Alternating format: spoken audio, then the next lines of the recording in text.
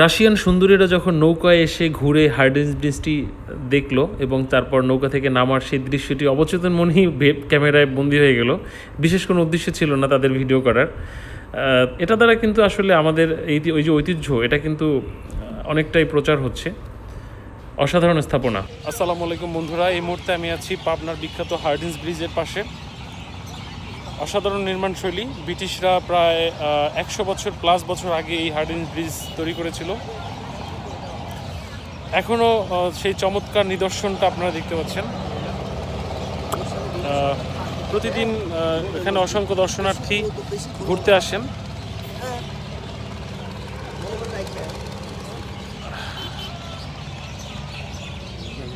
ইস্পাতের তৈরি।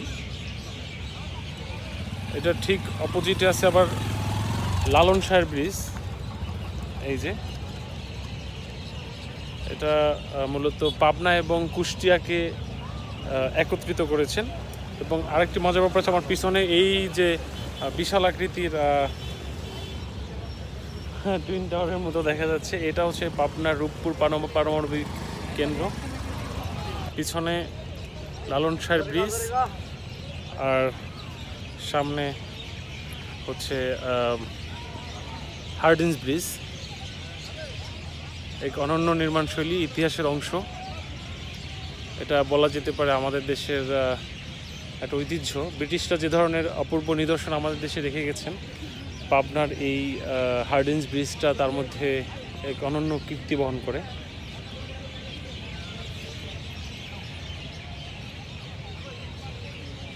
নিচে অসংখ্য নৌকা পাওয়া যায়, যে নৌকায় আপনি চাইলে ঘুরতে যেতে পারবেন। আশেপাশে বেশ কিছু, যেমন এই যে একতারা, আমার বাংলাদেশের একতারা শুরু কতই ভালোবাসি, তোমরা বাজাও রে ঢোল বাজাও রে বাঁশি, এরকম বেশ কিছু দোকান গড়ে উঠেছে।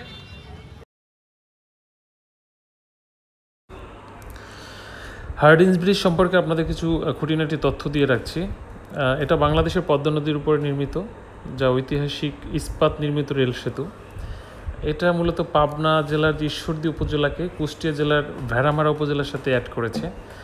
এবং তৎকালীন যে ভারতের ভাইসরয় লর্ড হার্ডিঞ্জের নাম অনুসারে কিন্তু এর নামকরণটা করা হয়। আমরা যদি এটার লেন্থ বা দৈর্ঘ্যটাকে যদি একটু চিন্তা করি, তাহলে এটা আছে 1.8 কিলোমিটার, যেটা মাইলে যদি আপনি কনভার্ট করতে চান তাহলে 1.1 মাইল লম্বা বা দীর্ঘ।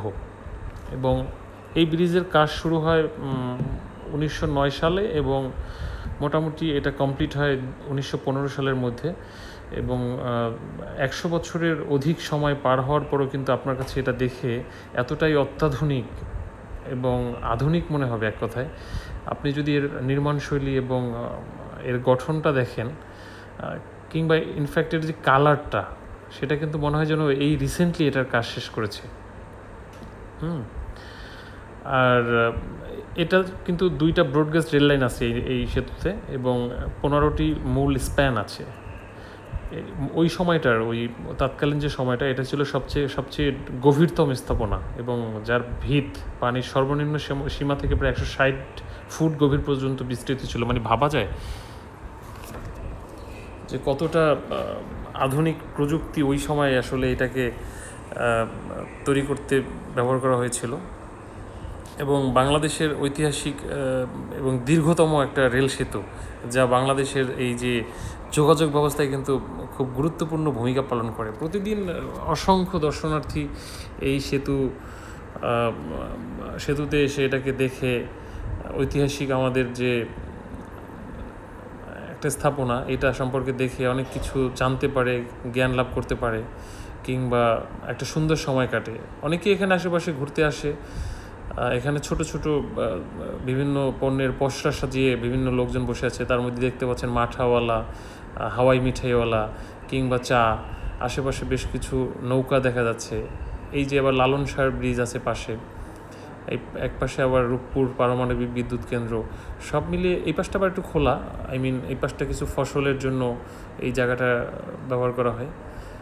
অসংখ্য মানুষ এখানে প্রতিনিয়ত আসে। সবথেকে মজার ব্যাপার হচ্ছে এটা বিকালবেলা, এটা সৌন্দর্যটা কিন্তু মানে অসাধারণ লাগে। যেমন এই যে দেখেন সূর্যটাকে দেখা যাচ্ছে, দুইটা ব্রিজের পাশ থেকে যখন আপনি সূর্যটাকে দেখবেন তখন একটা অন্যরকম ফিল অনুভব হবে, আসলে এটা অন্যরকম ফিল লাগবে আসলে।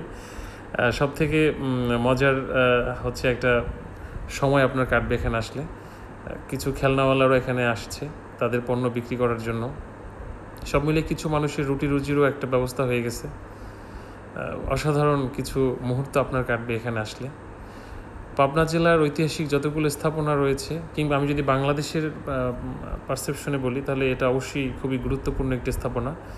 এর যে এই পাইলিং করা, এই যে স্প্যানের যার উপরে এই যে স্প্যানগুলো বসানো হয়েছে, পিলার, মানে এতটা আগের, কিন্তু তার দৃশ্যগুলো দেখলে আপনার মনে হবে যে মাত্র কয়েকদিন আগে তৈরি করা। হ্যাঁ, এই যে লোহার ভিতরে পেরেক ক্যাটাগরি কি যেন ঢুকিয়ে দেওয়া হয়েছে, মানে আমি আসলে মুগ্ধ। এরকম একটি স্থাপনা অনেক দিন দেখা হয়নি। আমার অবশ্য পুরনো এসব জিনিসের প্রতি অনেক আবেগ কাজ করে। থ্যাংক ইউ, দেখতে থাকুন পুরো ভিডিওটি। আপনাদের আশা করি অনেক অনেক ভালো লাগবে। আপনারাও আমন্ত্রিত।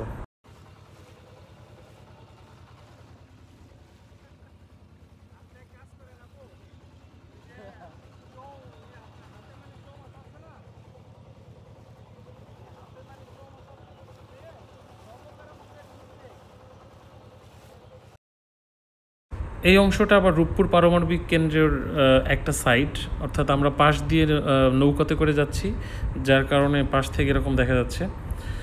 এটাও বেশ বড় একটা এরিয়াকে ঘিরে, অনেক অত্যাধুনিক যন্ত্রপাতি, স্প্যান, এই সেই, মানে এই রূপপুর পারমাণবিক কেন্দ্রকে তৈরি করতে যা যা লাগে এটা দেখা যাচ্ছে। মানে এখানে একটা মজার ব্যাপার হচ্ছে একসাথে আপনি 2-3টা জিনিসকে আপনি দেখতে পাচ্ছেন। রূপপুরের যে এই অসাধারণ যে কার্যক্রম, এটা নিঃসন্দেহে বাংলাদেশের ইকোনমির উপর একটা দারুণ প্রভাব ফেলবে, যার সুফল আপনারা ইনশাল্লাহ পাবেন ভবিষ্যতে। এটা আমাদের জন্য অনেক বড় একটা অর্জন, আমার বিশ্বাস।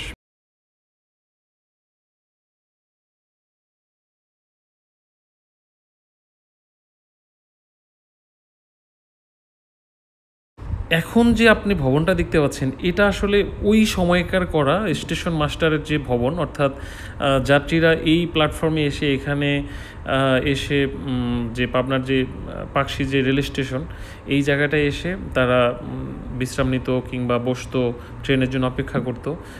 এইখানকার বেশ কিছু জিনিস চোখে পড়ে আমি খুবই অবাক দৃষ্টিতে তাকিয়ে আছি আর কি। বেশ কিছু জিনিস একদম সেই সময়কার তৈরি করা, যা এখন পর্যন্ত সেম হয়তো আছে।